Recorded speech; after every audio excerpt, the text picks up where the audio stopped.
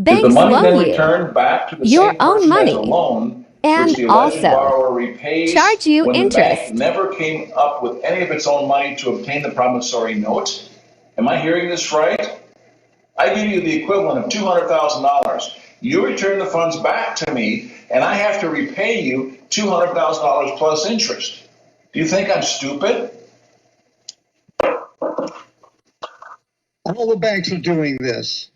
Congress allows this. Does Congress allow the banks to breach written agreements, use false and misleading advertising, act without written permission, authorization, and without the alleged borrower's knowledge to transfer actual cash value from the alleged borrower to the bank and then return it back as a loan?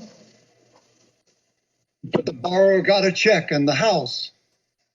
Is it true the actual cash value that was used to fund the bank loan check came directly from the borrower and that the bank received the funds from the alleged borrower for free? This is true. Is it the bank's policy to transfer actual cash value from the alleged borrower to the bank and then keep the funds as the bank's property, which they then loan out as bank loans as if they actually owned it and loaned their own money? Yes. Was it the bank's intent to receive actual cash value from the borrower and return the value of the funds back to the borrower as a loan? Yes. Do you believe that it was the borrower's intent to fund his own bank loan check? I was not there at the time, and I cannot know what went through the borrower's mind. So if a lender loaned a borrower $10,000 and the borrower refused to repay the money, do you believe the lender is damaged?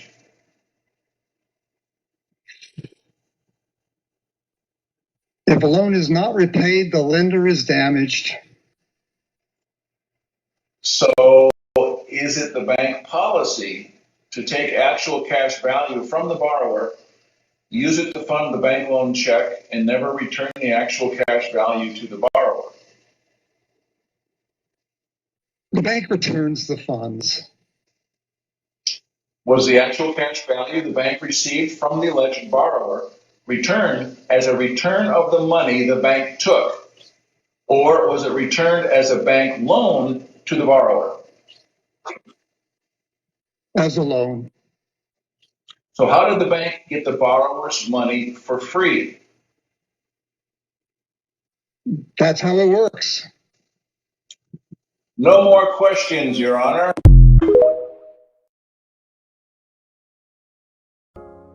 This is for entertainment purposes only. I talked to the GM about this MCO title, right? So if you see here, it's a distributor dealer assignment number 1, right? But in reality, the dealership do not sign this. What they do is they put your name as the dealer. Put your name as the dealer. The only thing they sign back in the form is their dealer license number and where the MCO come from. Here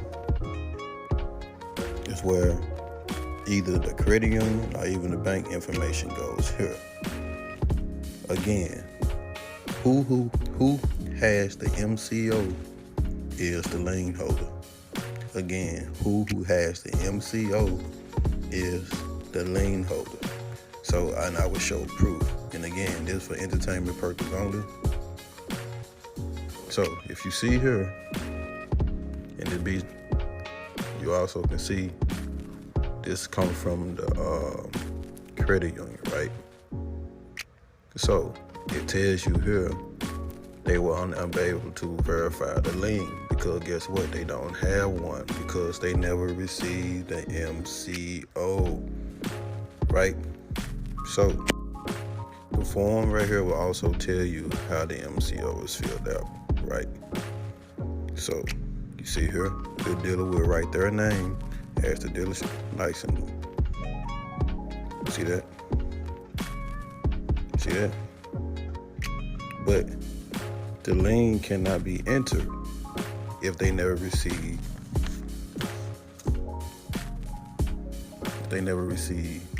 the MCO, right? Furthermore, it tells you right here, the certificate of title is not a title. You see that? The license plates prove that the government owns your car once the DMV receive the MCO from the finance company. Okay? But the finance company cannot send this in if, again, they don't have this form, the MCO. And this is one of the titles when you pay off a vehicle. This is the title that they send you. It's this one. Can y'all tell the difference from the color, right? One green, one is gold. The gold one is the actual official title to the cars. Do y'all research. That's how you get free cars.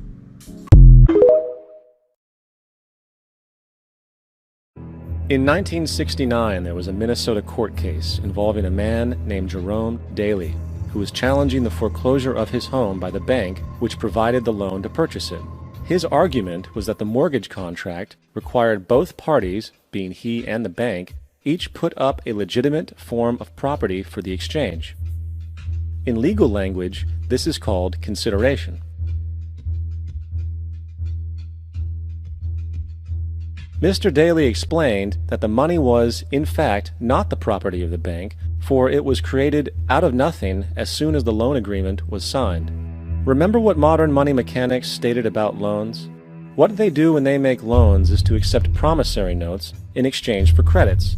Reserves are unchanged by the loan transactions, but deposit credits constitute new additions to the total deposits of the banking system. In other words, the money doesn't come out of their existing assets. The bank is simply inventing it, putting up nothing of its own, except for a theoretical liability on paper. Morgan took the sum out of their existing assets. The bank is simply inventing it, putting up nothing of its own, except for a theoretical liability on paper.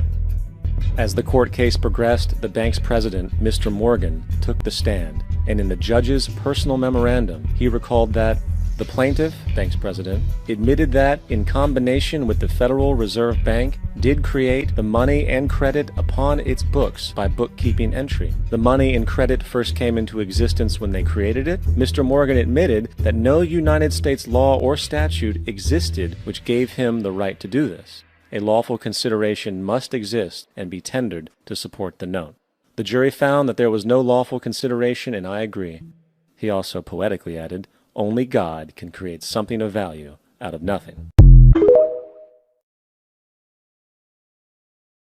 You are not the name. The name is your intellectual property.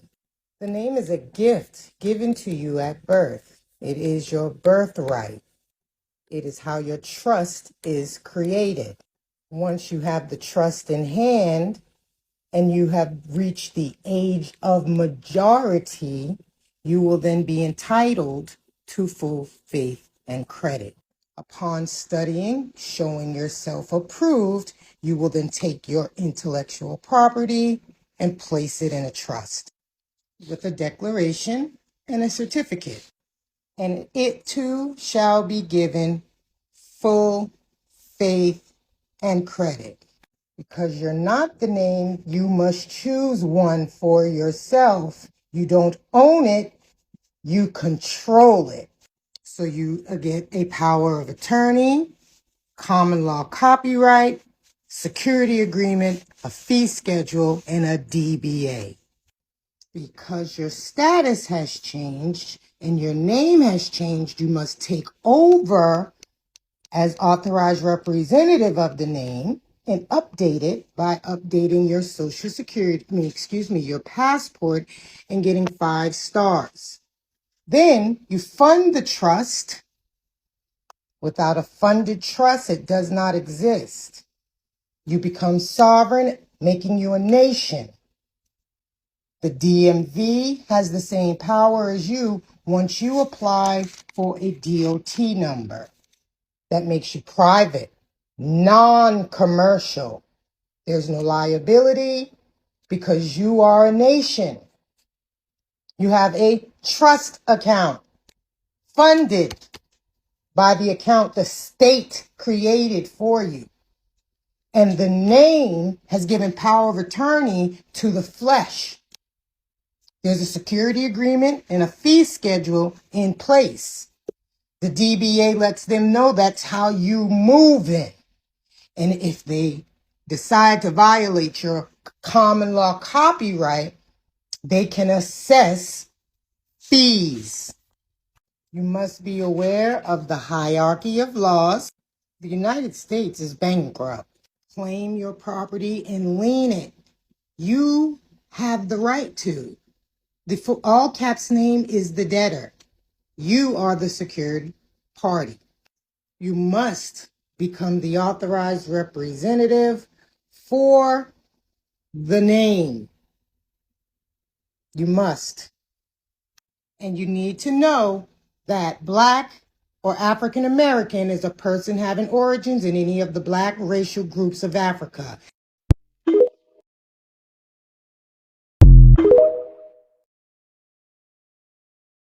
And is everything in the law. This is everything in the law. And yet, you weren't even taught there was different statuses. Why do you think it was so hard to arrest Hillary Clinton? Because she's a state national. President Trump's been a state national since 2008.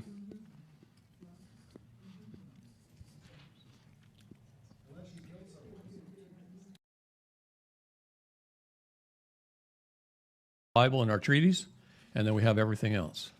Now, if these are corporate bylaws, and the Supreme Court says since rules, codes, statutes, and ordinances are not law, they're corporate bylaws and they're for employees of the corporation to follow, how come you guys are following them? Oh, no. You're required to follow them. You know why? Because you gave up your rights. See, I've handled some pretty big federal cases, like the Malheur trials and the Bundy trials. Geez, it's really funny how all the people with attorneys who took a plea deal went to jail in those trials, but the ones that I made as state national caused the cases to be dismissed and everyone went home. Okay. The reason I say that is because everything in this world is about status, standing, and jurisdiction. Status. What does the United States government in Title 8, Section 1101 define statuses? Because there's more than one. And yet they make you believe that you're just supposed to be one of those statuses, a U.S. citizen, right? Oops, man, I can't write worth a darn. My brain's thinking ahead of my pen. U.S. citizen. Let's think about that for just a minute. What does the word citizen mean? City is municipal. Zen is servant. A municipal servant, a public servant. Oh, geez, now you're an employee of government. Through your own self-determination and proclamation and check mark in a box that you are a U.S. citizen. You just made yourself subject to all these corporate bylaws. See, me, I'm a Californian. I'm an Oregonian. I'm a state national. I have limited diplomatic immunity as per the Geneva Conventions. And I am king of my land. I'm the king. I don't have to obey those rules, codes, statutes, and ordinances. Now, I'm going to be safe because I love my neighbor and I want to do no harm. So I'm going to be safe. But if I'm going down the freeway and the traffic's light, the weather's good, the roads aren't slick, it's a straight line, and I'm doing 20, 30, 40 miles an hour over, maybe I'm doubling it to see if I can, and I feel safe doing that, is there a problem with that? None whatsoever. Did I harm another soul? No harm. No harm, no crime. Okay? So I challenge that occasionally. I like to go fast. Status, standing, jurisdiction. I usually do it when I rent a car. Put full coverage on it. No, I'm kidding. Standing has to be earned. Standing has to be earned. See, have you ever heard the thing, little statement that says, all persons are equal in the law, rich or poor, black or white? Doesn't matter, you're all equal. That's a true statement. It's because you're all dead. You're all dead. See, the next word here is person. Person. So look at what that word means. What's the root of person? It's purser. P-U-R-S-E-R is the root.